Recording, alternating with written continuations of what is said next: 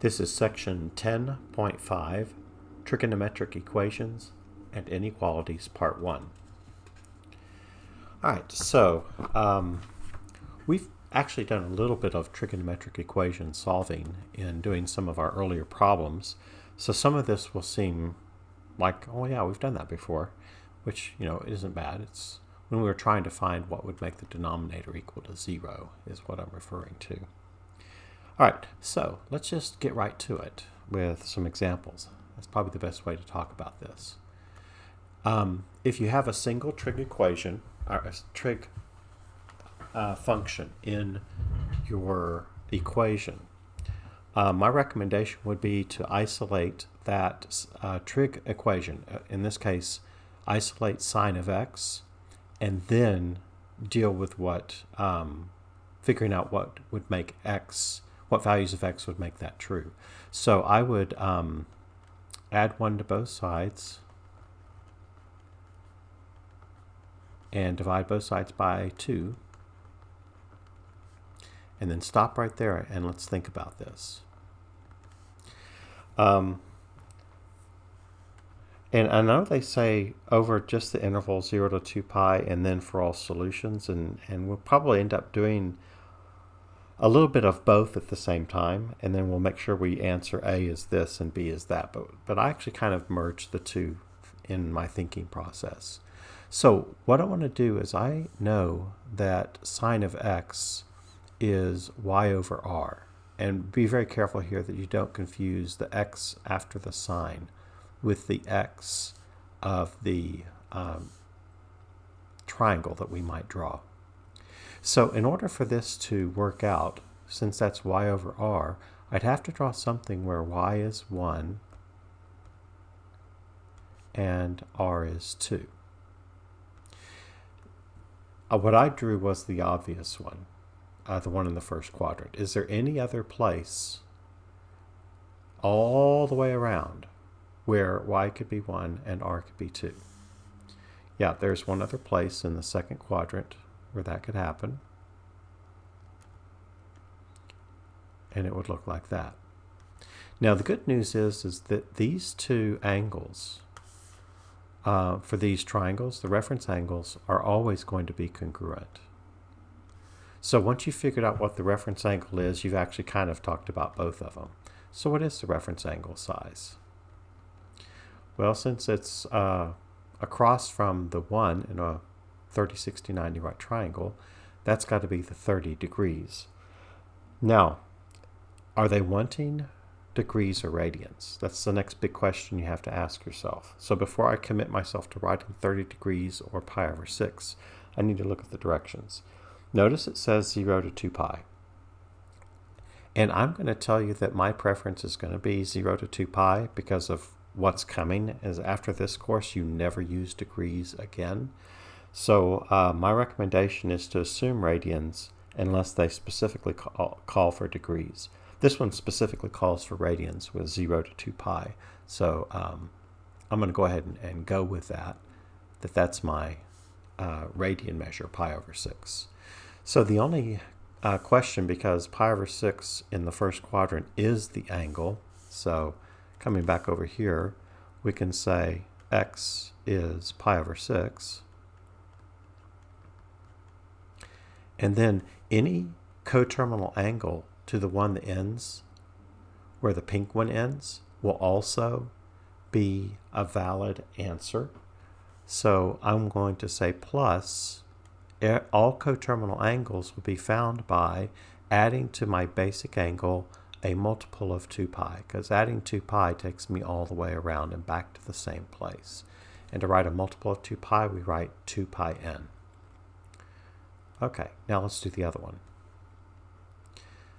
It requires a little bit more work. We're going to have to figure out what angle this is in standard position.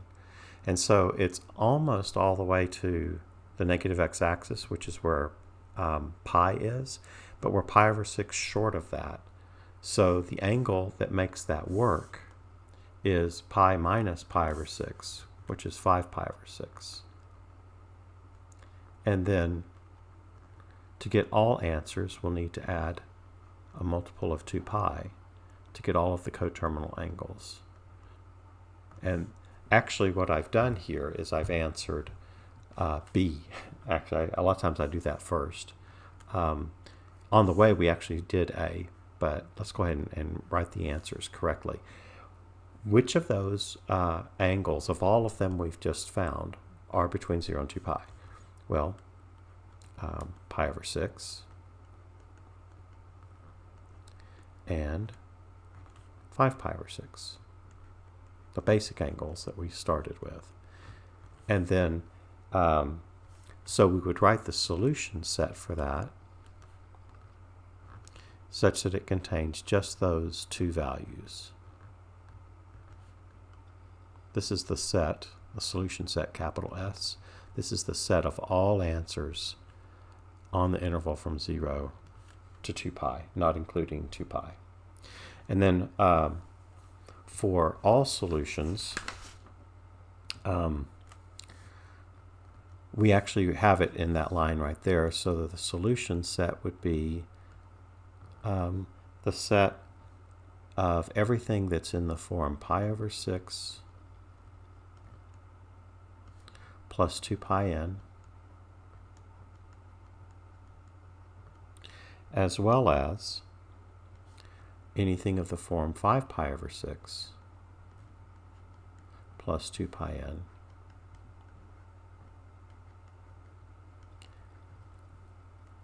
where n is any integer.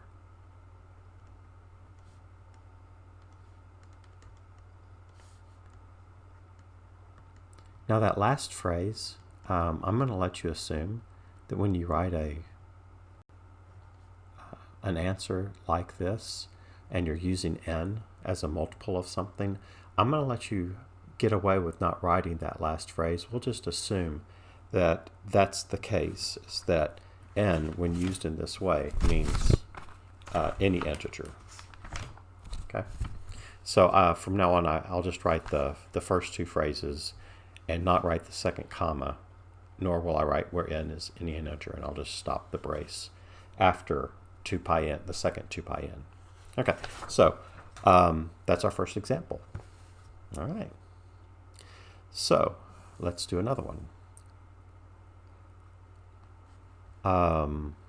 We're going to solve the inequality 2 sine of x minus 1 is greater than 0. Wait a minute. Whoa, hold your horses.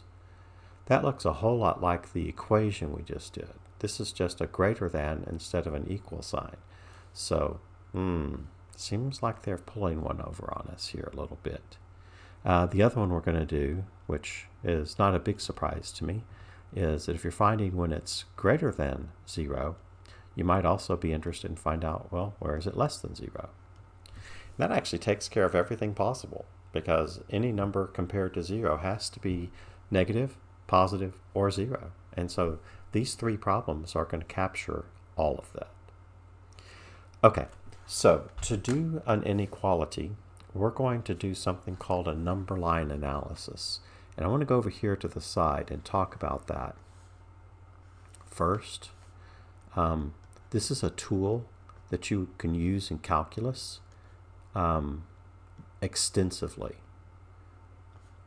This is a great tool, and if you learn it now, you're like 2 steps ahead of a lot of other students who will have never seen this. You're going to get it right now. It's an extremely important tool that we use in calculus. So if you want to solve an inequality, I'm going to make this kind of easy with this example, no trig stuff. Let's say that it's 2x minus 8 is greater than 0. Okay? If we want to solve an inequality, what we're going to start with is we're going to pretend like that inequality is an equal sign and solve for x. Okay? So that's the first task, is to find out what would make it equal to 0. What x values would make the expression on the left actually equal 0. And you always want to have it compared to 0 to do this. So if you had stuff on both sides that were not 0, you might want to get it all on one side. Then what I want you to do is to draw a number line and put that number you found where you had equality on the number line and mark it. And since we got this by setting equal to 0, you're not going to understand why I'm saying what I'm about to say, because it's not going to impact us much in this course. So if you get it from setting it equal to 0, then you put a solid dot. There's something we're going to do in calculus where we'll say what x's make that fail to exist. So in other words, what would make you say divide by 0?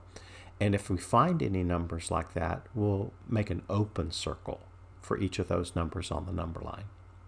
Okay, so if you think about a graph like 2x minus 8, let me just sketch it up here really fast just so you can kind of take a look at it. 2x minus 8 looks sort of like this. No scale, just, that's what it sort of looks like. And the graph has negative y values here and positive y values up there. And the place that it transitions from negative y values to positive y values is at the point where it equals 0. And so that's why we solve the equation for equal to 0 to find out where that transition occurs. And that actually occurs for this equation at 4. Okay? So the next thing we're going to realize is that the only way the graph of a continuous function could possibly go from negative to positive or even positive to negative is for it to pass through 0. And again, that's why we're solving for equal to 0. Once we've found all those places, then we're going to test, and I've already graphed it so you already know the answer, but we're going to test all the numbers to the left of 4, because what that 4 has done is it's cut the domain of all reals into 2 chunks. The part that's from negative infinity to 4, and then from 4 to infinity. And any number in that chunk of the domain represents what they'll all do. So just pick a random number that's less than 4, like 0. And I like picking numbers that are easy to calculate. So let's choose 0. 2 times 0 minus 8 is what I'm doing in my head, and I don't always write this down because it's so easy to substitute. That gives me a negative answer, and that's really what I'm concerned about is the answer positive or negative? It's negative. As our graph shows us up there, you can see it. Then that means any number to the left of 4 put into 2x minus 8 would also give me a negative result. Okay? Now, for the other side of 4, pick a number to the right of 4, like 10, and substitute it in. And I'm not as interested in what the actual answer is, as much as I'm interested in is 2 times 10, 20 minus 8, positive or negative? And of course it's positive. And of course you can see that on the graph that that's going to happen, of course. And so put a plus sign here. And that's almost a complete number line analysis. It depends on what you're going to do with that information. So in calculus, you'll actually do more than that. For us, that's as far as we're going to need to go with it. So I'm going to stop that right there and now go back to our problem. So if I'd given you the inequalities first, you would have done the first part of this problem, set it equal to 0 and find all of the x's that make that happen. And luckily for this particular problem, they're asking us only for what's going on from 0 to 2 pi. So we don't have to do this from negative infinity to positive infinity. We're actually going to have a very limited domain to concern ourselves with. So since it's basically the same problem, just greater than in one case, less than in the other, I'm going to do the number line analysis, which is really for both, at the same time. So I'm only going to do one number line analysis. Between 0 and 2 pi, our numbers that caught our attention, because they made the expression equal 0, those were pi over 6 and 5 pi over 6. I do not, on this number line analysis, worry about spacing and perfection as to if I had 5 numbers and I put them in there, do they need to be spaced correctly? Like if it were 1, 2, 3, 4, and then 27, do I really care that that 4 to 27 gap is to scale? No, I really don't care about that. So just get them from least on the left to greatest on the right, and you'll be fine. I don't care about the spacing. And because we're going from 0 to 2 pi, I'm going to put those in. Again, not worried about spacing between, like 5 pi over 6 to 2 pi is a lot bigger than what I represented right there. Okay, so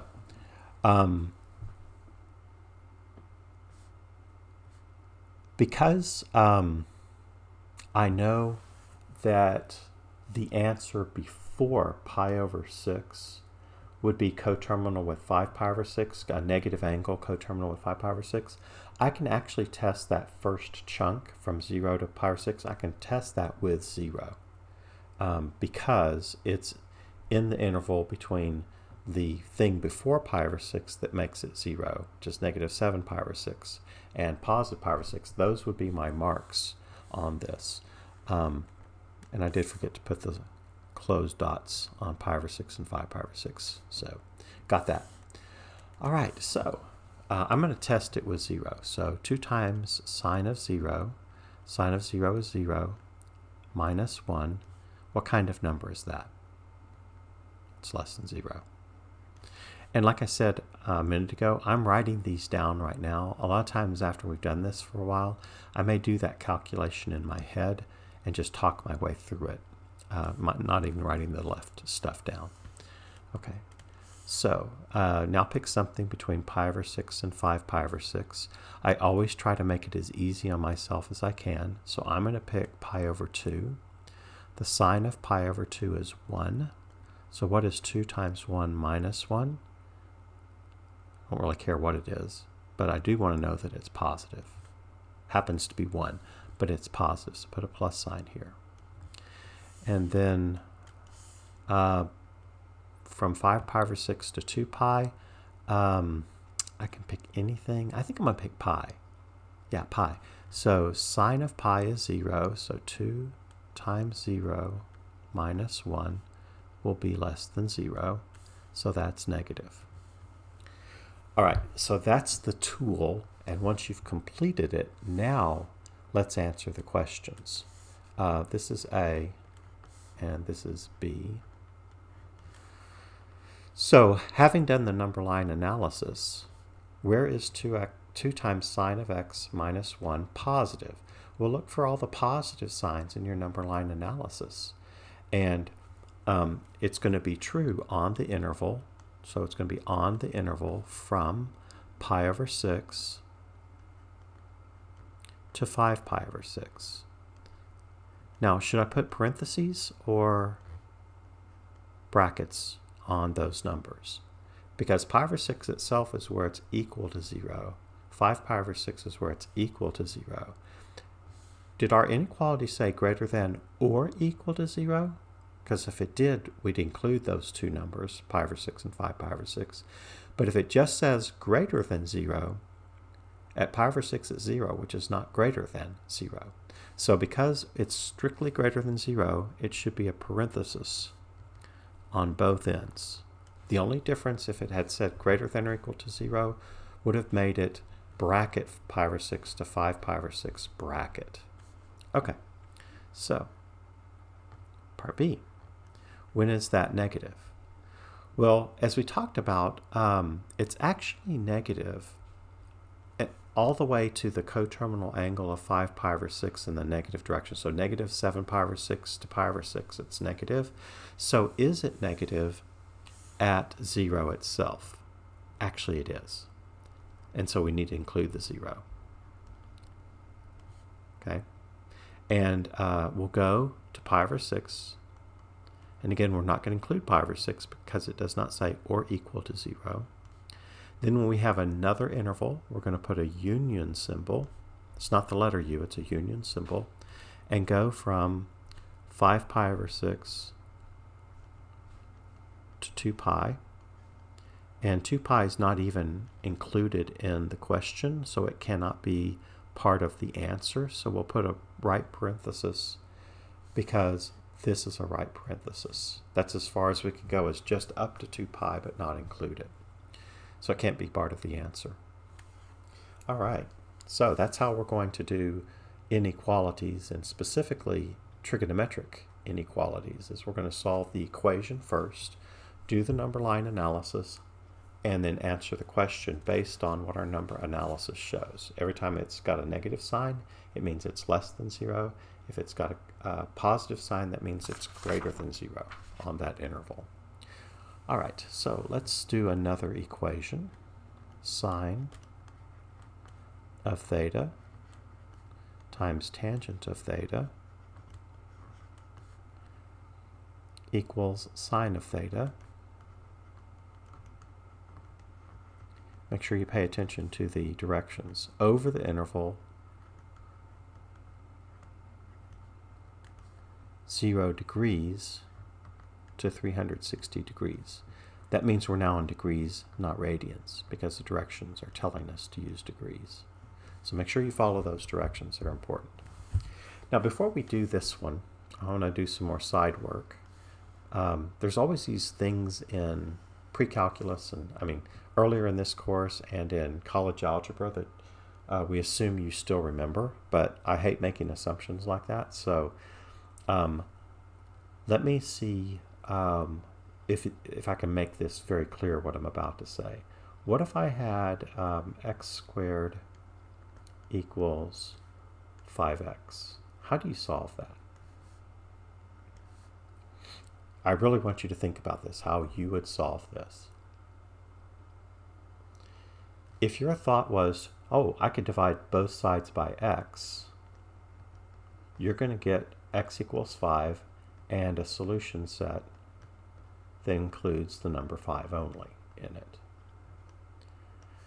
If you said, no, instead, I think I should get this polynomial equal to 0, so I'm going to subtract 5x from both sides, and then hope that it will factor, and it does, there's a common factor of x times x minus 5. And if I have a product that equals 0, that means that one of the factors must be 0. So that means either x equals 0 or x equals 5. If x minus 5 is 0, x would be 5. And my solution set there would be both 0 and 5. So which one of those is the complete solution set? Well, let's check. Is 5 squared equal to 5 times 5? Yes, 5 is a good answer. So that's a keeper. No matter what, this 5 is good. We just checked it. Now let's check 0. 0 squared, 5 times 0. Are those two equal? Is 0 squared equal to 5 times 0? Yes. So which way was actually correct? Ding, ding, ding. It was the idea of setting equal to 0 and factoring that allows us to solve and get the complete solution set. So what's really dangerous here is you really don't want to divide both sides of an equation by a variable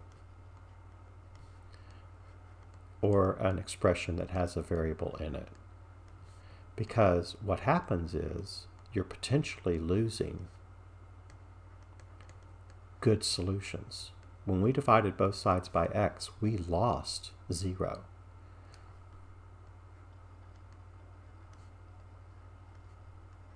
So dividing both sides by a variable expression is a big no-no in mathematics, and it causes you to lose some of your good answers, and you really can't recover from that kind of mistake. You have to actually go all the way back to the beginning and either luckily maybe think, oh, 0 would have worked, just kind of substitute in and guess and check and figure out, oh, I should have had 0 too, or go back and do it the correct way. So now let's go over to this trig one. Notice you may have been tempted on this one to say, oh, I'll just divide both sides by sine of theta. Wrong. You'll run into the same danger. sine of theta is an expression that contains a variable, and you cannot divide both sides by it, or you're probably going to lose some good answers. So instead, what you should do is set it so that the equation is equal to 0. In this particular case, that's going to be achieved by subtraction of sine of theta from both sides. Then see if you can factor. Do you see how this parallels the other one on the right? So if I factor out sine of theta, I'll be left with tangent of theta from the first term minus 1 from the second term. And that means that sine of theta is equal to 0, because if a product equals 0, then one of the factors has to equal 0. Sometimes when it's as easy as this one, tangent theta minus 1 equals 0, sometimes I'll just go ahead and write and leave out the step I just wrote and go straight to this one. Tangent theta equals 1. So this step that I'm checking right here, I don't always write that. In fact, over here, when it was x minus 5 equals 0, I did x minus 5 equals 0 in my head and went straight to x equals 5. When it's simple, you can do that. And since it's basically an algebraic thing, I don't really need to see the checked thing on the left for you to get full credit, because if you can realize that tangent theta has to be 1, that's where I'm headed, and that's where I want you to go. Okay, so for sine of theta equals 0, it's a quadrantal angle. Remember, the quadrantal angles for sine and cosine are going to have 2 zeros, 2 doesn't exist, and 2 of the trig functions will be either both 1 or both negative 1. So since sine of theta is y over r, and I want that to be 0, the only way that can happen is if y is 0, because r is a positive number. The only way you could get 0 is 0 divided by whatever the radius is. And so if you look at all the possibilities all the way around the circle, where is y equal to 0 on that circle? Well, it's here and there. And so what angle is the first one here on the positive x-axis? Don't forget you're in degrees. If you said 0, God bless you, you're thinking about radians, and that I'm really happy about that, but unfortunately they want degrees, so 0 degrees. And the other one occurs over here on the left side, so we're going in toward the we're on the negative x-axis, and what angle is that one? 180 degrees. And if you said pi, boy, you were so close, but we did want degrees. Okay, so those are 2 good answers. So let's work on the tangent being equal to 1. Well, if the tangent of theta is equal to 1, that's actually one of our special answers. So I'm going to call it 1 over 1, because that is a special triangle, as you'll see in a second. Tangent of theta is y over x, and if I'm thinking about that circle, where on that circle are x and y both positive 1? Well, it would be right here, right? That's 1 and that's 1. Is there any other place on the circle where we'd get positive 1 for the ratio of y over x? Here's something you have to be extremely cognizant of, is that positive divided by positive is positive, but it's also true that negative 1 divided by negative 1 could be what we're getting 1 for tangent theta to be equal to 1. So please don't forget that one. It's easy to forget, please don't. And it is going to happen over here, where this is negative 1 and that's negative 1. And as I said earlier, the reference angles for these triangles are congruent, they're the same.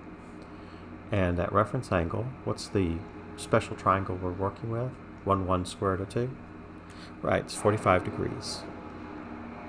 45 degrees is our reference angle. Now we're in degrees, so the one in the first quadrant is indeed 45 degrees. And what is the other one? Well, notice it's on the other side of a line. If we were to draw a line, there's actually a line. Well, I didn't draw it very well. Let me try that again. There is a line that uses the pink ray as a terminal side and the orange ray as a terminal side. There's a line there. And so to get from one to the other, you need to go around halfway. So we're going to add to 45 degrees 180 degrees to go halfway around the circle. So what is 45 degrees plus 180 degrees? That's 225 degrees. And that's the angle. Oh, can't even draw it. I've got so much stuff in there. That's the angle that starts here and goes around to there. Okay? All right. So those are all four of those are the answers for the solution to that equation that we started with. And so we'll just list them in here. The solution set is a listing. You may find that if you look at a textbook for answers like for the odd problems in the back of the book, they very well might rearrange these in a different order. And if they do, they'll probably put them in ascending order, so they'll get bigger as you go. I'm not so worried about that. I can certainly look at a list of 4 things and figure out if you have the right 4 things, even if they're not written in the same order as my 4 things are. So if you'd written 0 degrees, 45 degrees, 180 degrees, then 225 degrees, you would be perfectly fine, and you would get full credit for this. I'm not worried about the order in which they show up. It's just a listing of all of the numbers that are solutions to that equation. All right. Let's see, what's next? All right, now we're going to get to some quadratic equations. All right, so let's work on those inequalities. The equality of the quadratic relationship followed by the related inequality. And this time we are restricting ourselves to 0 to 2 pi, so that means we're in radians. And A is to solve the equation part first, which even if I started with the inequality, you'd have to go back and do the equality first and the number line analysis. So it's not bad that they're stepping you through that. They're saying part A is solve the equation, part B is solve the related inequality. That's really good, and I'm glad they're doing it because it teaches you that you have to solve the equality first. Okay, so this is a quadratic equation on tangent, and if you can factor it in that form, kudos to you. I'm glad you can. I'm going to pretend like you can't, and that's really scaring you right now and you don't think you can do it. We're going to do something, and this is actually used in calculus a lot too, to simplify things. I'm going to let you stand for that thing that is squared and to the first in the same equation. I'm going to let u equal tangent x and rewrite the equation as u squared plus u minus 2 equals 0. That doesn't look as scary, perhaps, and maybe you think, oh, I can do that. I could factor, I hope. If it factors, it's going to be u times u.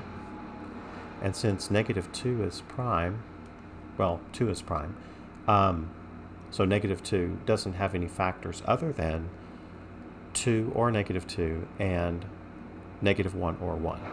So I know that 1 is going to go in one place and 2 in the other. One of them's positive, one of them's negative if this actually factors. So I'm going to do the inner and outer products. U times 2 is 2u, 1 times u is u. What would I need? Which one of those would need to be positive and which one negative so that it adds up to be positive 1u? Well, that would be positive 2 and negative 1. And then you could solve those individually when they're set equal to 0 for u. And like I said before, a lot of times I'm going to skip the step here of writing u minus 1 equals 0, then writing u equals 1. And I'll skip the u plus 2 equals 0 and then writing u equals negative 2. I'll just skip to that.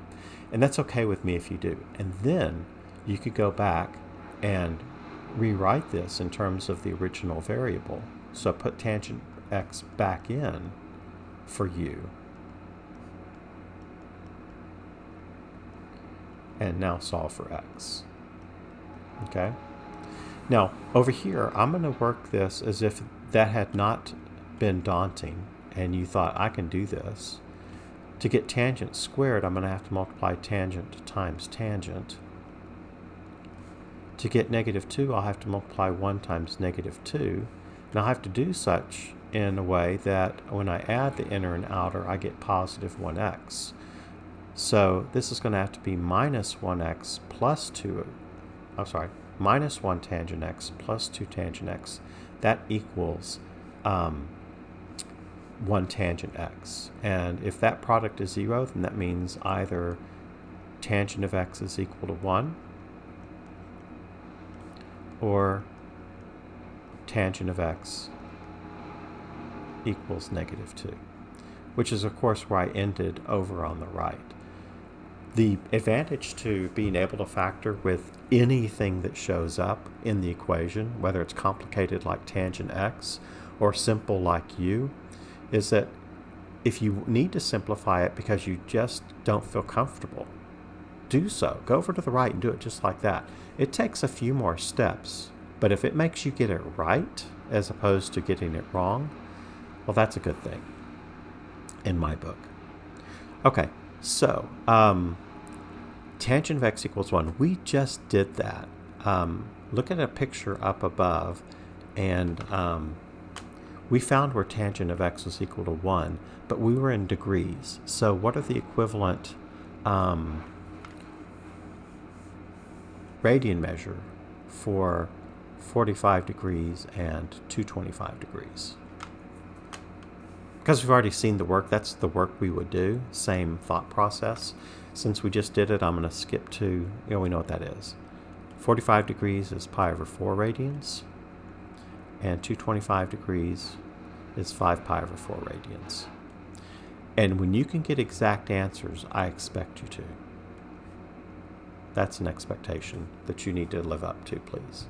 Now, negative 2 isn't in the list of special answers for tangent that we've seen. It's not in that list. So this one you can't do any more elegantly than using that tangent inverse idea. Okay? So we'll get the right answer if we take the tangent inverse of negative 2. Now, keep in mind on your calculator, if you put tangent inverse equal of negative 2 equals, you're going to get one answer, and there are actually infinitely many answers. So you need to keep that in mind. So to get all of them, which is, I'm right now not paying attention to the fact that I'm supposed to go from 0 to 2 pi, I want to make sure I get all of them. Plus, now here's one thing that's different about tangent and cotangent, is their base period is pi, or 180 degrees. The other 4, sine, cosecant, cosine, secant, all had a base period of 2 pi. And so whenever we were doing a sine problem, let's see where we did that. Yes, right up here. We got pi over 6, and the next answer, coterminal with that, would be 2 pi n later. And then the other set was 5 pi over 6 plus 2 pi n. That's how our basic 2 came out. They were very different angles. They're related but different. Down here with tangent, we can look at this one. The 45 degrees, the other answer will always be on the other side of the circle from it. They'll be diametrically opposed, literally, on opposite ends of the diameter. There'll be diametrically opposed answers for tangent or cotangent because its period is pi. So to get all answers for tangent inverse, you could simply add multiples of pi. Instead of 2 pi n, it's pi n. for tangent and cotangent. And if you notice, pi over 4 is one answer. What's pi over 4 plus pi? 5 pi over 4. That's the other answer. So instead of having to find two different looking answers like the first and second quadrant answers for sine of x equals a half, for tangent or cotangent, your two answers will be at opposite ends of a diameter, so pi or 180 degrees from each other, which makes it a little bit easier. Okay, so let's see, let's pick up our calculators now. What mode should you be in? Right, you should be in radian mode. Make sure I am. Yep, I am. And type tangent inverse of -2, hit enter, and that is negative 1.107 and more stuff than that. Okay, plus pi n. So that's just a decimal approximation of tangent inverse of -2. Is negative 1.107 itself an acceptable answer? In other words, if n were 0, would I want to keep negative 1.107? No, because the answers have to be between 0 and 2 pi. So for my first good answer, I'm going to take that answer that's still in my calculator. Remember, we talked about storing stuff. You might want to store this number and recall it for the second one of these. Well, actually, you don't have to. I'll talk about both ways. Now let's let n equal 1. So add pi to that answer. So plus pi is about 2.034. Okay, the next answer we could get would be to start with our good answer from our calculator and now make n 2 and add 2 pi, which of course is a coterminal angle. Now in your calculator, the other way to do that, although what I wrote is correct, you could take the last answer and just add another pi, or you could recall the negative 1.107 number and add 2 pi. It doesn't really matter which way you decide to do it. You should get the correct answer either way. And I would type this in my calculator if I were you to make sure you're getting what I'm seeing. 5.176. Okay, is that what you get? Okay, so we now have two exact answers and two approximate answers. And so our solution set is going to be pi over 4, 5 pi over 4, and approximately 2.034. And so what we're going to have to rely on there is that our knowledge of if it's a decimal answer rounded to 3 decimal places, chances are good that's only approximately correct and not exactly correct. And so if I see a decimal like this in your solution set, I'm going to know that you intended for that to represent an irrational number whose decimal form never ends, and you just had to round it. So again, these two are exact, which when you can get exact answers, I expect for them to be exact. And these two are approximate answers. And it's okay. And just follow my rules for rounding 3 numbers after the decimal point, unless the directions say otherwise. Okay? And by the way, if we'd let n equal 3 and added negative 1.107 plus 3 pi, we would have gone beyond 2 pi. Remember, 2 pi is about 6.28. 5.16 plus another 3 is going to go beyond that 6.28 number. So that's why we didn't need to go that far. Okay, so. All right, so now the second part of this problem is to solve the inequality that's related to the equality we just solved. So tangent squared x plus tangent of x minus 2 greater than 0. Okay, since we've already solved for where that expression equals 0, we're actually ready for the number line analysis. So let's draw that out. We're going to start at 0. And I am going to need to know the order in which those fall for the number line analysis. So I'm going to have to think about what pi over 4 is. Keep in mind pi is pretty close to 3. So pi over 4 is pretty close to 3/4, and that is the smallest one. So go ahead and put that on there. 5 pi over 4, let me type that in my calculator, is about 3.9, which is between the 2 number and the 5 number. So I'm going to put the 2 number here. And on the number line analysis, I really am okay if you don't write as many digits there, because you have the 2.034 above. And you need to use that in your final answer, but on the number line analysis, you can make it shorter if you want to. Then would come the 5 pi over 4, because it's about 3.9.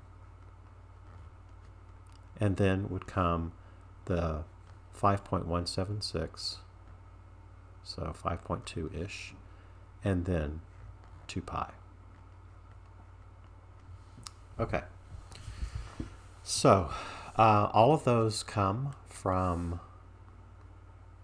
the tangent. Uh-oh, I just thought of something.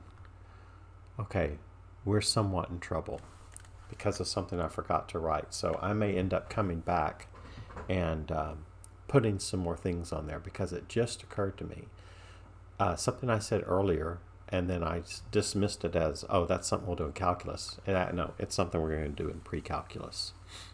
Because if we're trying to find numbers to put on this number line, if I had, let's go back to an algebraic example again, so that you can kind of understand why I'm saying this. If I had x over x plus 2 equal to 0, we know that that's equal to 0 when x is 0, because the only way a fraction can equal 0 is if it's 0 divided by something not 0. So that happens there. Or we also need to consider, where does this not have a value? So the expression has no value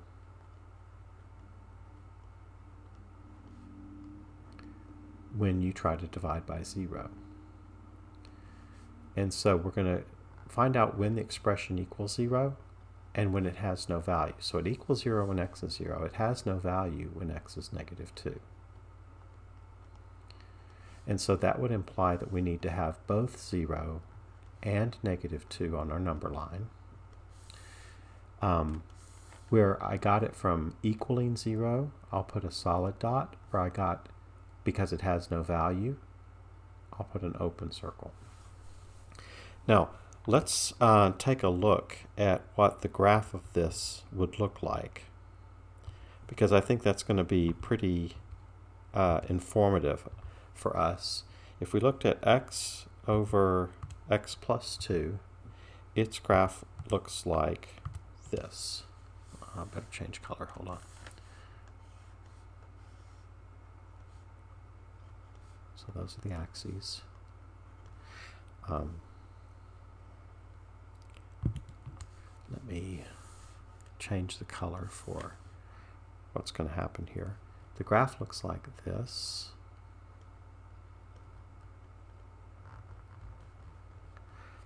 And like this. Look at the y values. Here they're positive. Here they're negative.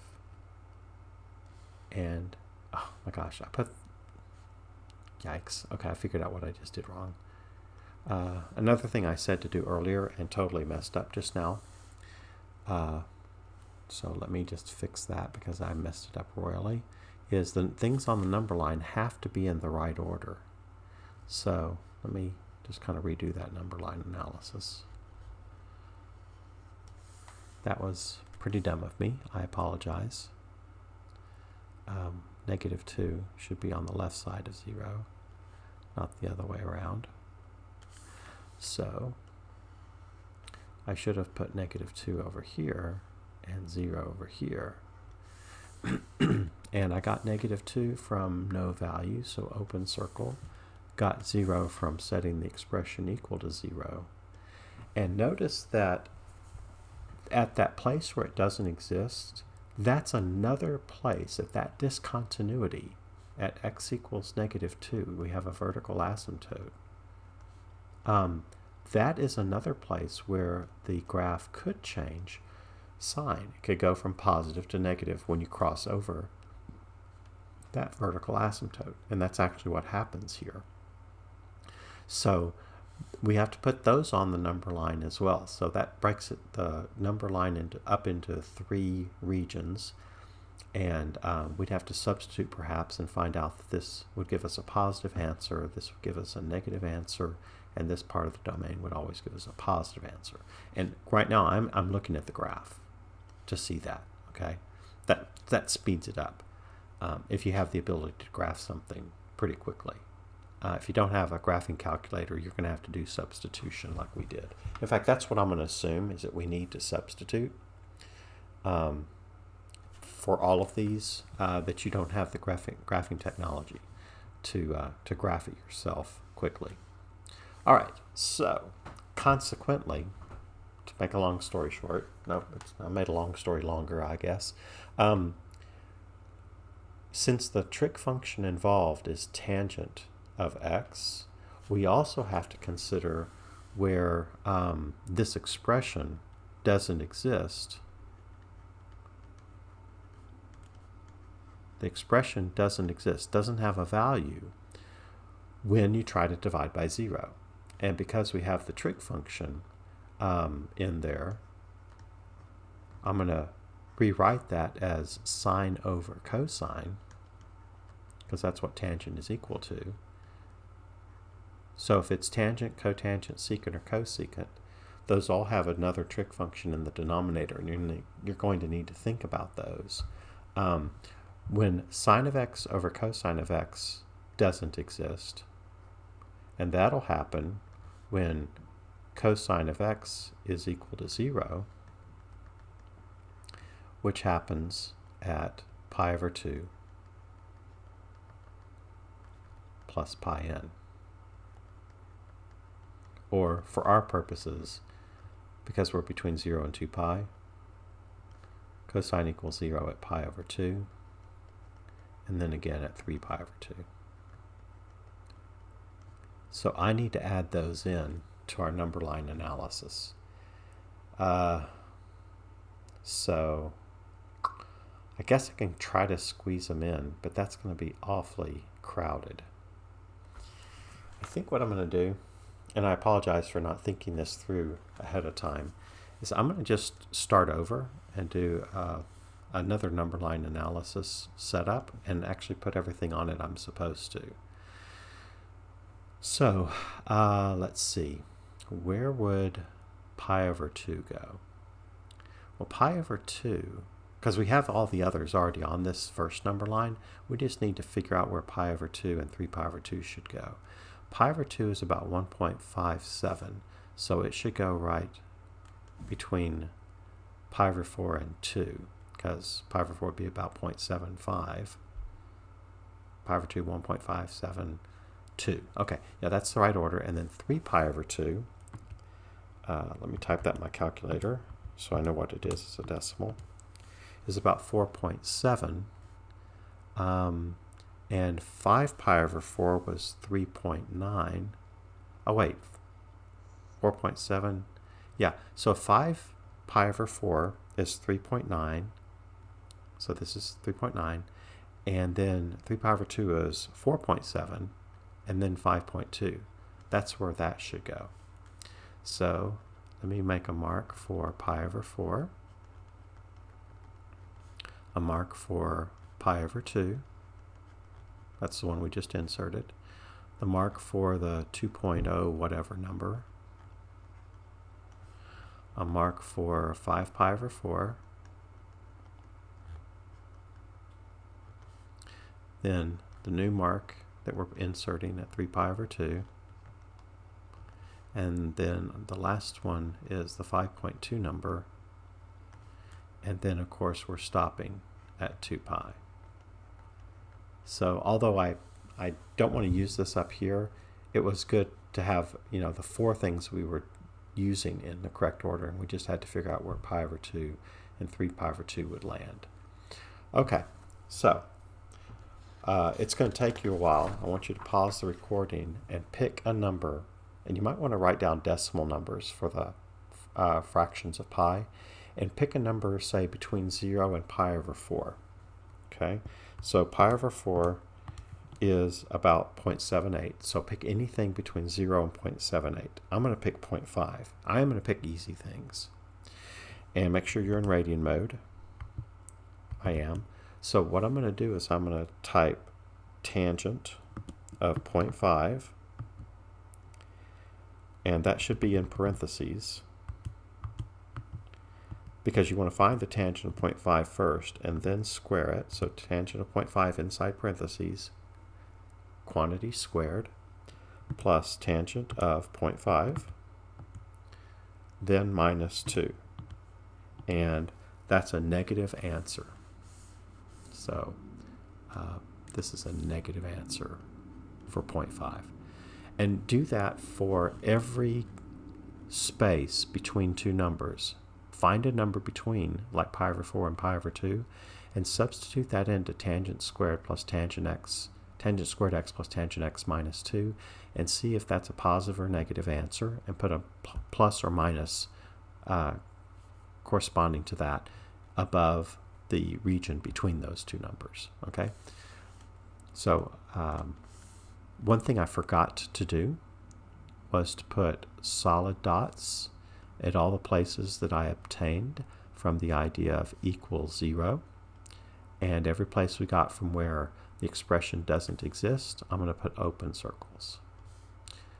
We're not going to do a whole lot with the difference between those two, but in calculus that'll be a big deal, that you know when it's occurring because it doesn't exist versus when it's equal to 0.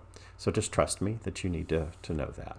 Okay, so pause the recording, find the values between for each interval, and there are a lot of them, all the way to 2 pi, find out what that is, positive or negative, and then come back and see how you did. Okay, so hopefully you did this, and you have that between pi over 4 and pi over 2, you should have gotten positive. Between pi over 2 and 2.0 whatever, you should have gotten positive. From 2.034 to 5 pi over 4, it's negative. From 5 pi over 4 to 3 pi over 2, it's positive.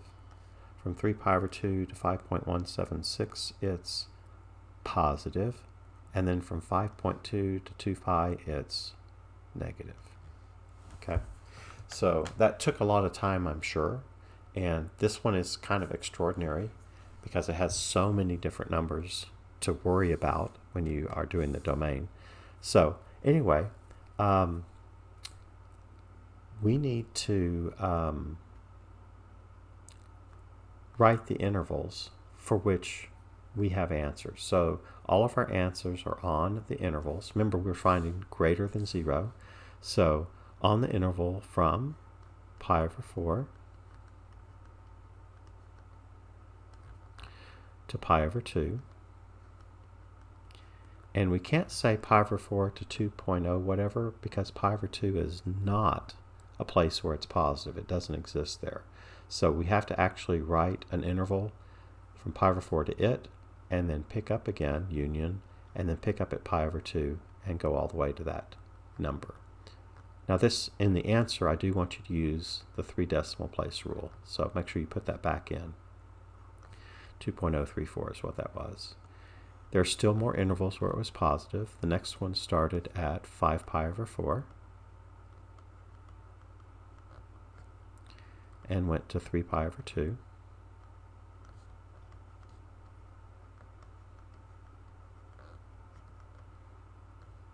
The next interval starts at 3 pi over 2.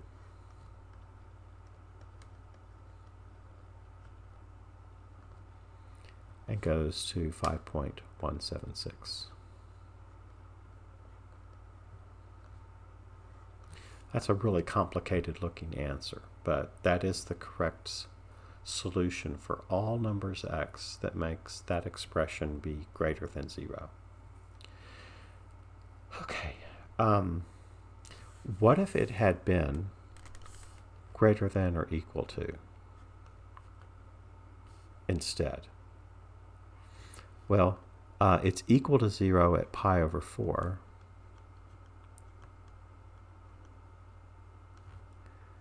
It's not existing at pi over 2, so I won't include that.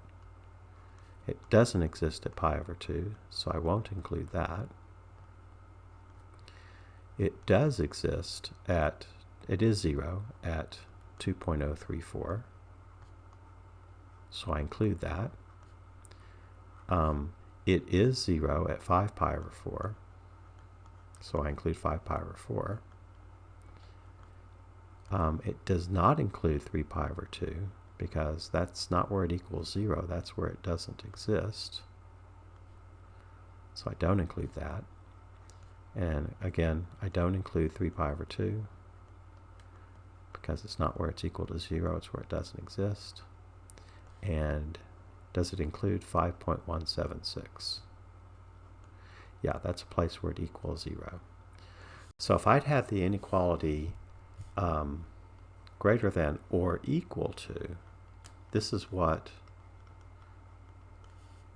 we would have done differently, is we would include all the places where it equals 0 by putting a bracket on those places and not including the places where it doesn't exist, because that's not where it equals 0. I thought you needed to see that at least once with an inequality that had the or equal to attached instead of just the greater than in this case. All right. Now let's do another example. Cotangent of x multiplied by the cotangent of x plus 3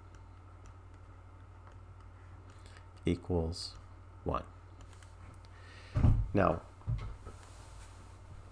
the fallacy here that sometimes is committed is that you see the factored form on the left and you think, oh, it's factored, so I can set each one of those equal to something.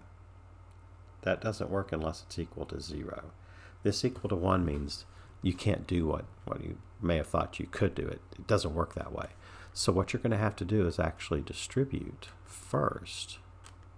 So that's cotangent squared x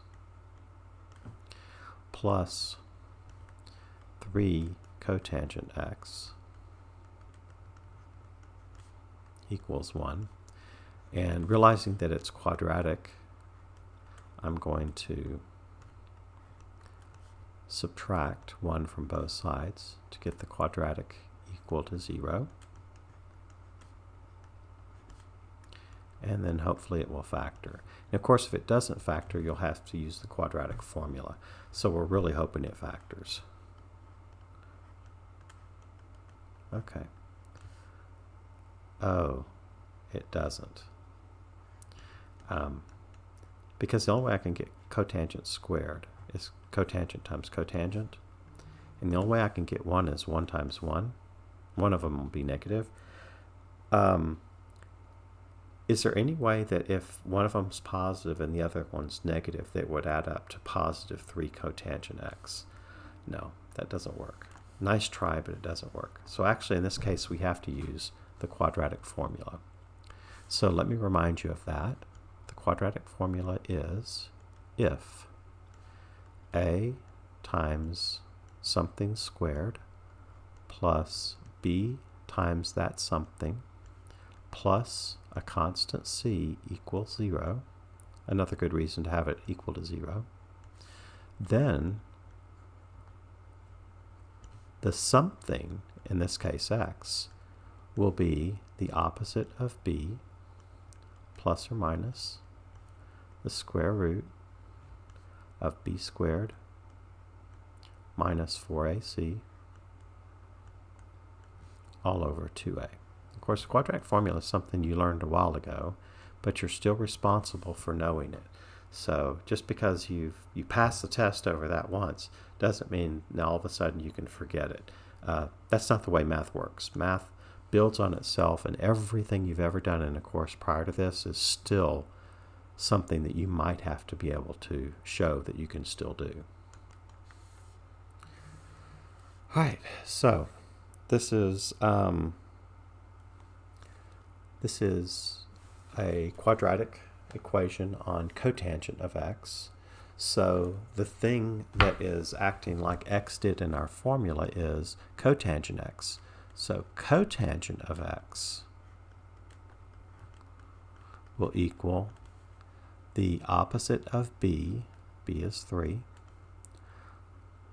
plus or minus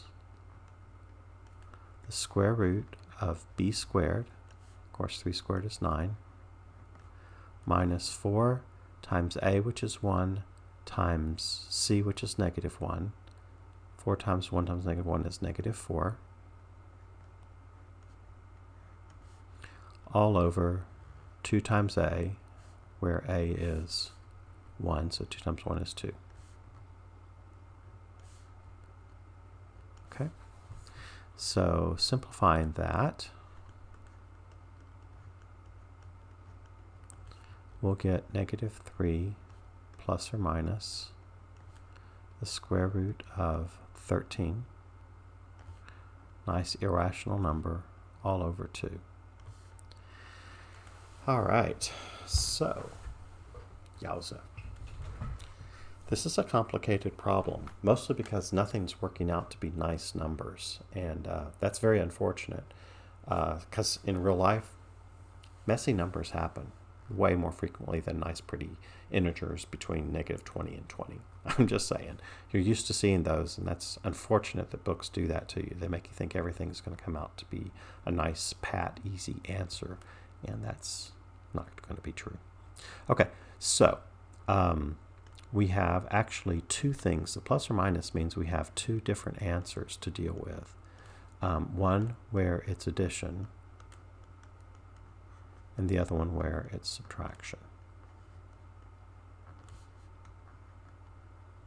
And I'm going to write it as two separate things because they're going to have their own set of answers. So I'm intentionally writing them as two separate things because at this point they actually diverge from each other a little bit, and you need to treat them as separate things. Okay, to solve for x, we're going to use cotangent inverse.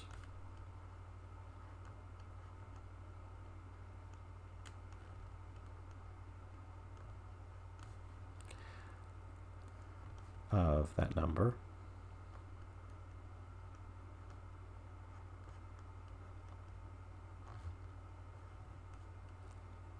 And the other branch is going to look just like this, but with a minus before the radical. So I'm going to finish the left-hand side and then probably ask you to go back and do the other one all by yourself and see if you can get it. Now, cotangent of this number is not one of our special answers we've seen with cotangent, so we know it's not an exact answer we're going for. So this is definitely pick up your calculator time. And if you'll recall, the cotangent inverse, to do that, we do in the calculator tangent inverse of the reciprocal of that number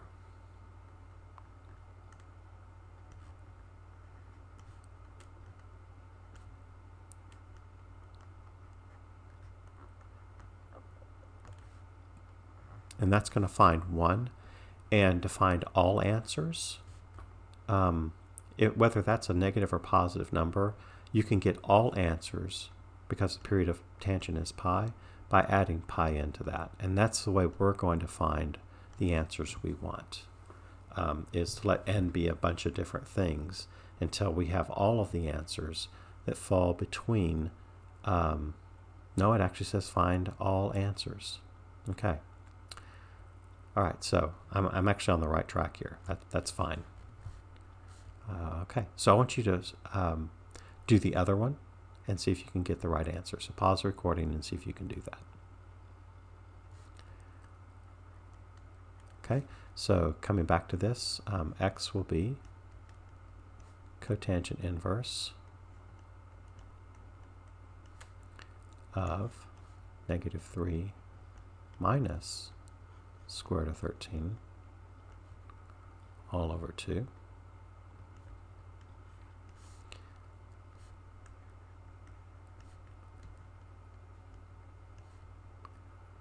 And to do cotangent inverse, we'll do tangent inverse of its reciprocal. And again, whether or not that's positive or negative, it's negative, we're supposed to add pi. And that's to get an answer that's on the range of cotangent inverse between 0 and pi. But for right now, we're trying to find all answers, so it doesn't really have to have a base answer that's between 0 and pi for this, because if you add pi in, you're going to get all answers anyway, including the one that's between 0 and pi. That'll be just one of the many. So I'm not going to worry about that. You don't have to add pi and then add pi in again to that, because it's the same set of numbers. So now let's please type these into your calculator, the tangent inverse part, and tell me what you get. I'm going to do this too, so I'll make sure that I get the correct answer as well. One thing you might forget to do is to put parentheses around the -3 plus square root of 13 in the denominator. So I'm just going to caution you about that. Don't put plus pi or anything like that. Just do the tangent inverse. And you should get 1 point. See, did they say how many decimal places? They do not. Okay. So this one I'm going to give a few more decimal places just to make sure that we agree for a lot of decimal places that you're typing this correctly.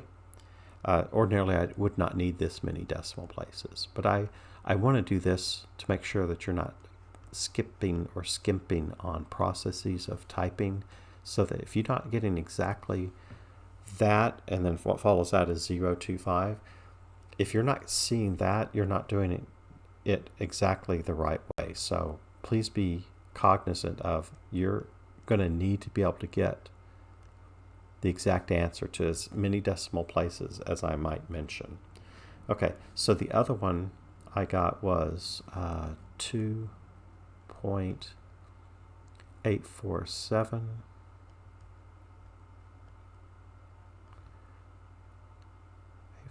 591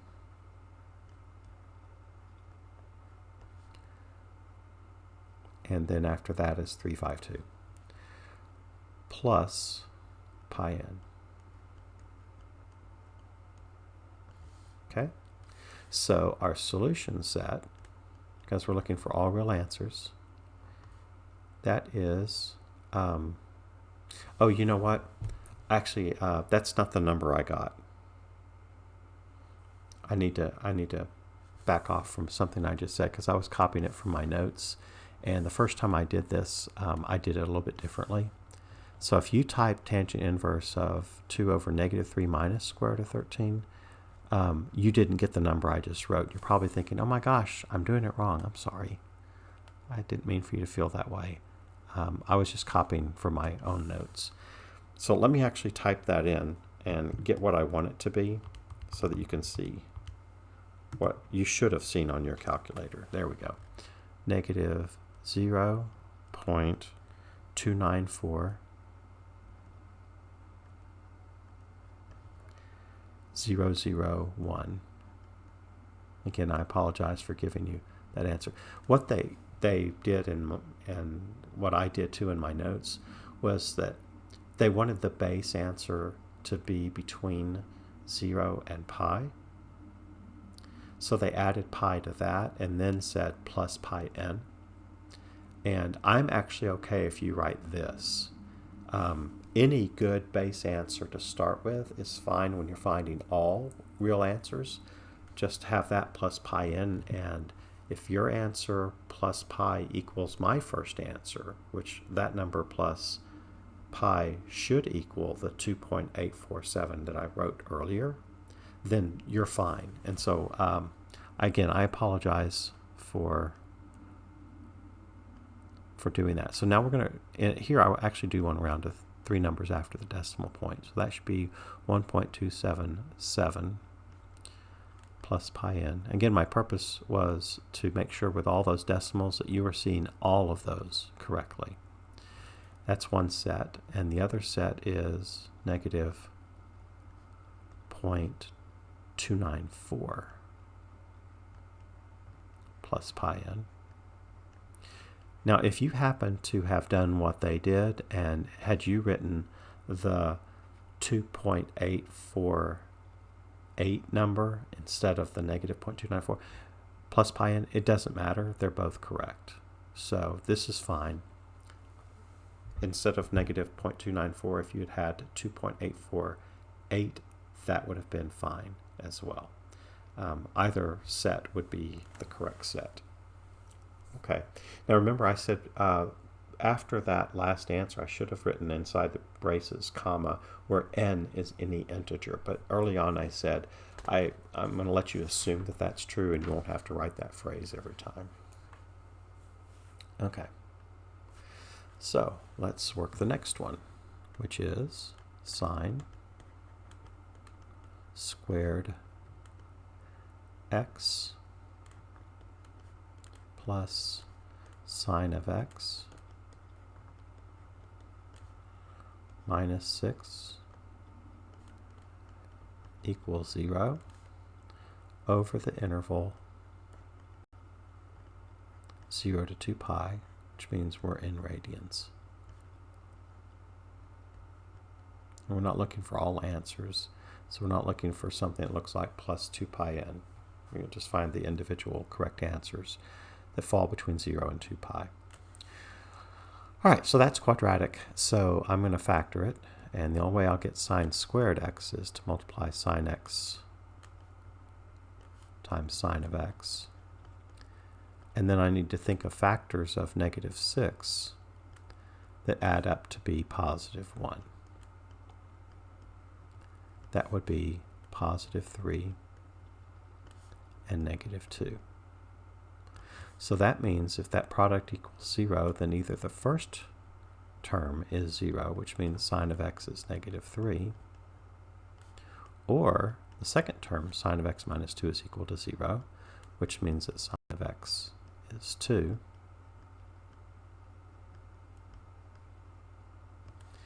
And to give that a minute of thought, remember that the range of sine of x itself is only from negative 1 on the low end to 1 on the high end. Think of the graph. The low is at negative 1, the high is at 1. So you're not, is that graph ever going to have a y value of negative 3? No.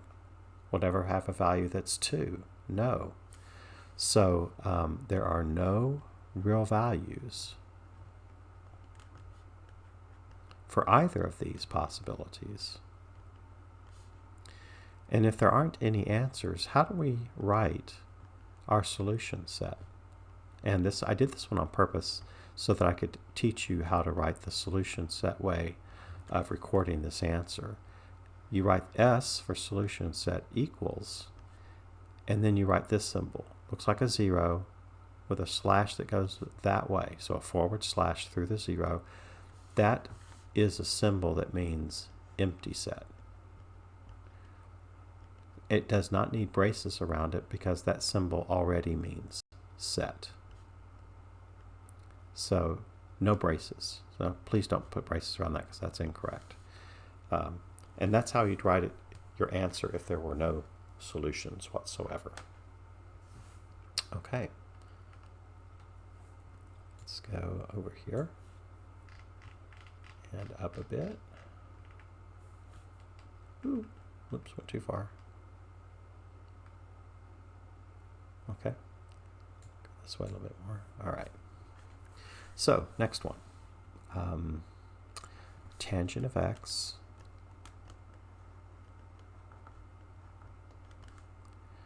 plus square root of 3 equals secant x. And this will be only on the interval 0 to 2 pi.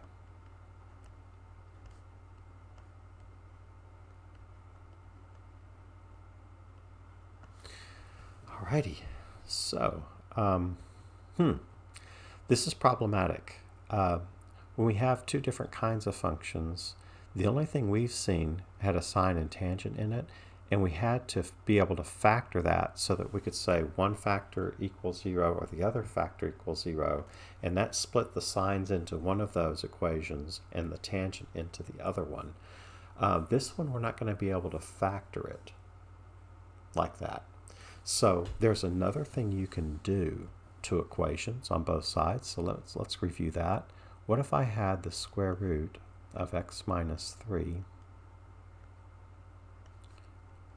equals x plus 2? Do you remember how to solve radical equations like that?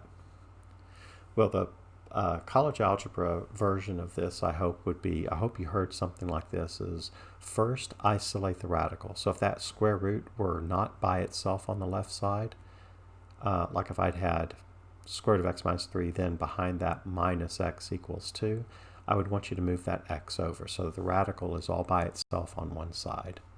And then raise both sides of the equation to a power that will get rid of that radical. So if it's a square root radical, you square both sides. If it's a cube root radical, you cube both sides, etc. So you raise both sides to a power that will eliminate the radical.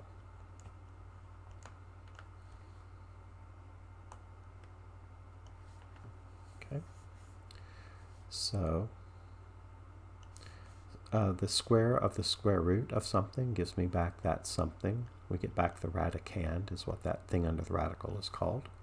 And on the right side, make sure you're actually squaring.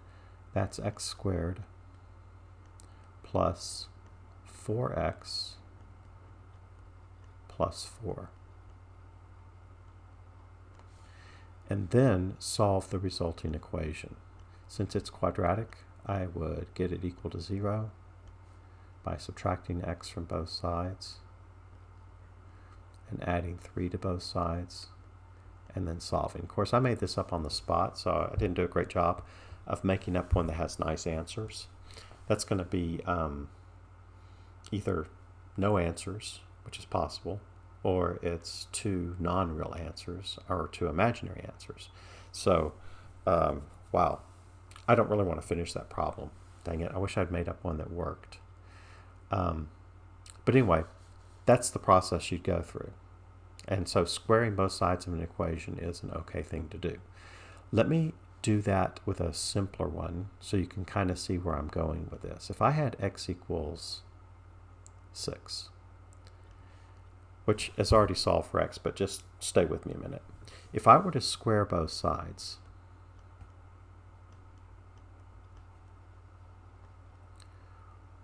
what was the solution set for the original equation?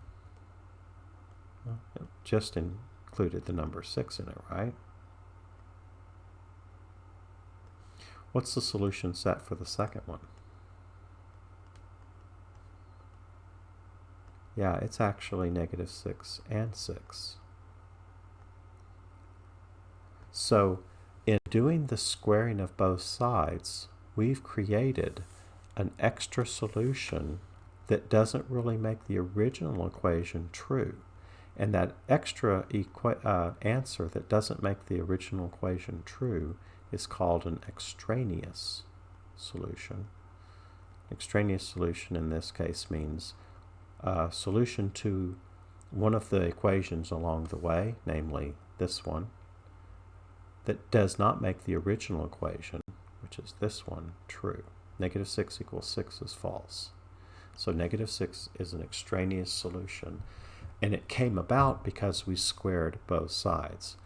So what that means is if you square or raise both sides to any power, mostly it'll be squaring. If you square both sides, you're then required to check all solutions.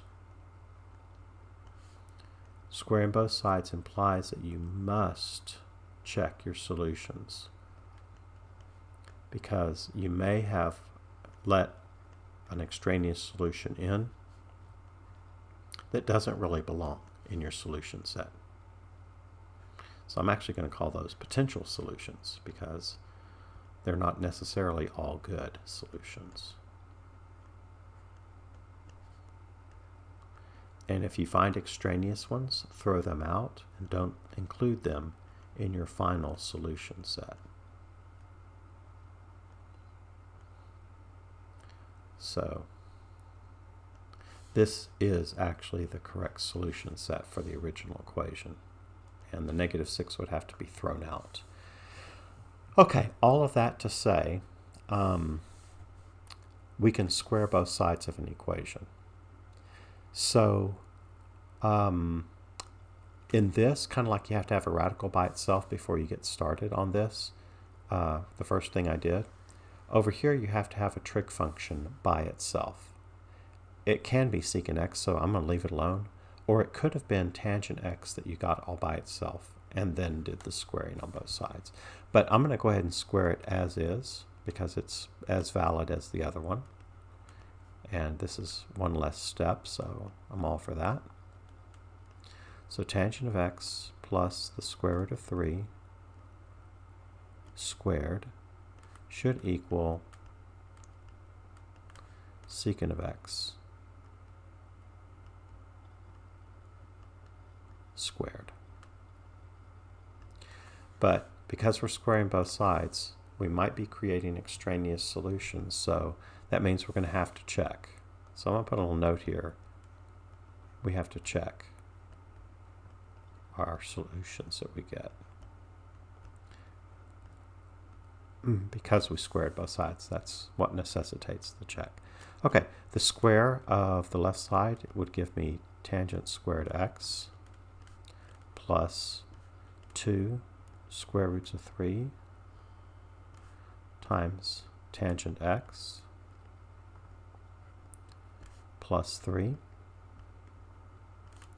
And the square of the right side gives me secant squared x.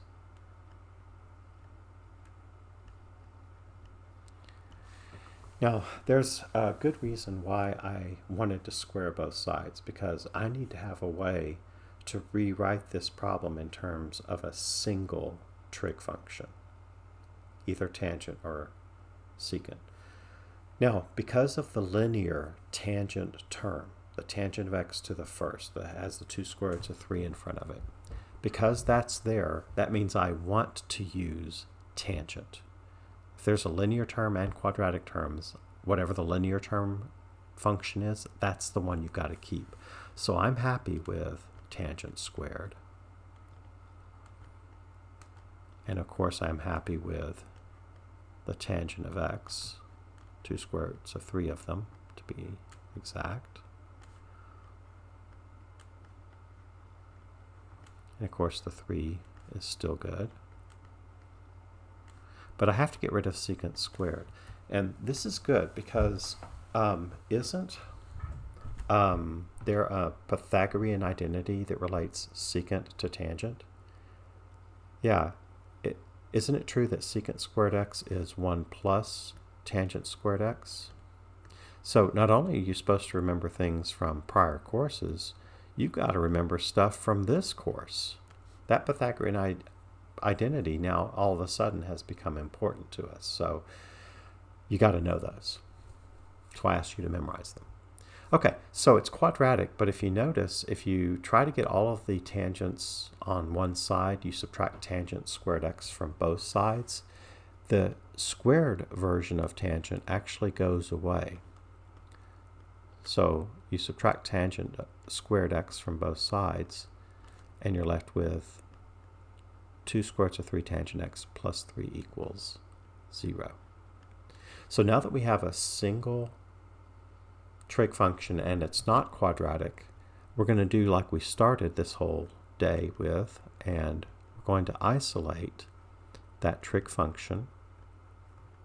We're going to get tangent of x by itself by first subtracting 3 and then dividing both sides by 2 square roots of 3.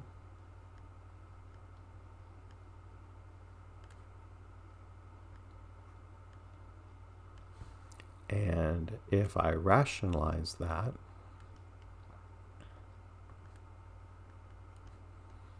I will get, because I'm going to multiply by square root of 3 over square root of 3,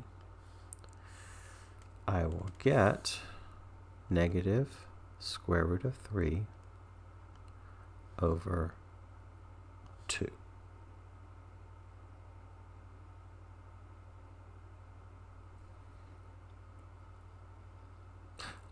Oh, man, I'm sorry. I made a mistake. I just saw it, and I apologize. Let me fix it. Did you find my mistake?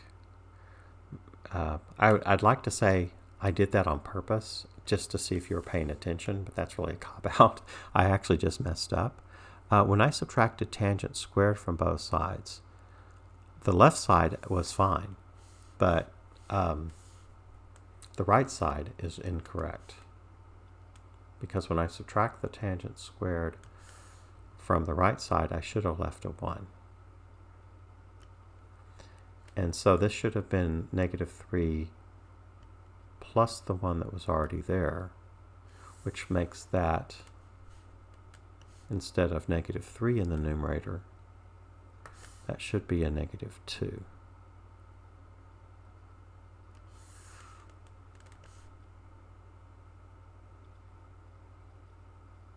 I'm kind of hoping you saw that before I brought it up, because it means you're really paying attention and catching pretty bad mistakes that I'm making when I make them. So I'm glad some of you may have done that, seen through the false answer I got.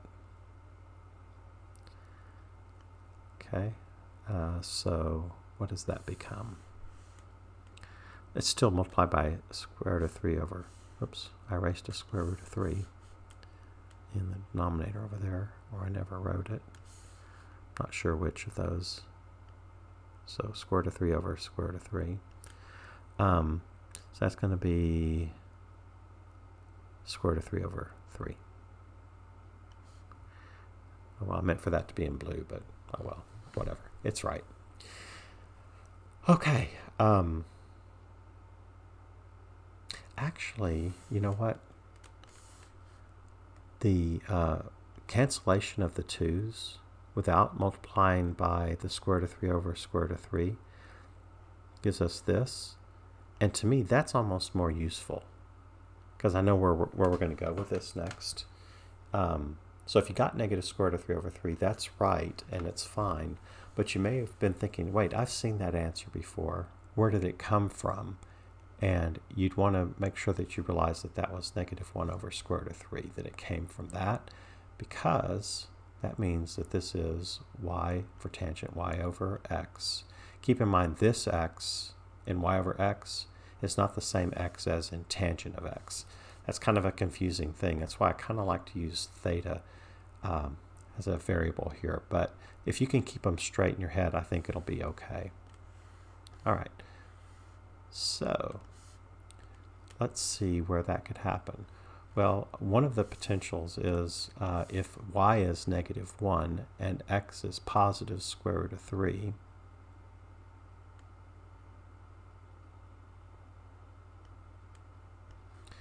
so if x is, excuse me, square root of 3 and y is negative 1, that's certainly a good answer. Then, if you remember this about tangent and cotangent, by the way, the other set of answers is diametrically opposed to it, where this is 1 and this is negative square root of 3, which of course that's a possible thing. Isn't that the same thing as 1 over negative square root of 3, right? And so those are diametrically opposed answers, and that means they're separated by pi from each other. Okay, so our answers are supposed to be only those things from 0 to 2 pi. So as we go around to the first one, oh, we didn't talk about the reference angle. Sorry, we should probably say what that is. What is this reference angle that's across from the 1 and the 1, 2 square root of 3 triangle? Right. Well, you can say 30 degrees, but we really want radians. So that should be pi over 6 is the reference angle. And so that means that between 0 and 2 pi, our first answer is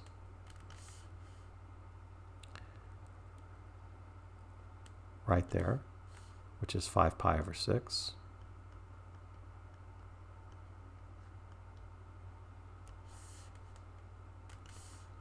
And the other one is this one, between 0 and 2 pi, start here and go all the way around to there, which is pi over 6 shy of being 2 pi, 12 pi over 6. So that's 11 pi over 6. And you may think, oh, I'm done. Yay, got it right. Well, maybe. Don't forget, we have to check. And so to check this, we're going to start with our original expressions. So checking x equals 5 pi over 6 first, I guess. Doesn't matter. I'm just going to take them from small to big. So this is our check. Make sure you go back to the original equation because it has to make the original equation true. All right, so the left side of that equation with x being 5 pi over 6 will be tangent of 5 pi over 6 plus square root of 3. And the other side of the equation will be secant of 5 pi over 6. And what we're going to do is simplify both of these expressions, and if they're the same, 5 pi over 6 is a good answer. If they're not the same, it's not, it's extraneous, and we throw it out. Okay, so the tangent of 5 pi over 6 is 1 over negative square root of 3. So negative 1 over square root of 3 plus square root of 3. I'm going to get a common denominator. The denominator being square root of 3. So I'm going to multiply the second number by square root of 3 over square root of 3, which gives me 3 over the square root of 3. And negative 1 over that plus 3 over that is 2 over that. And I can rationalize this if I want to, but all I have to do is see if they're the same or not. So I might just leave it there and see what's going on. Okay, for secant, that's the reciprocal of cosine. Remember, secant is going to be r over x, and in this triangle r is 2. So that's going to be r over x is 2 over negative square root of 3, the same thing as 2 over square root of 3. No, those are not equal, which means this one is extraneous and we throw it out.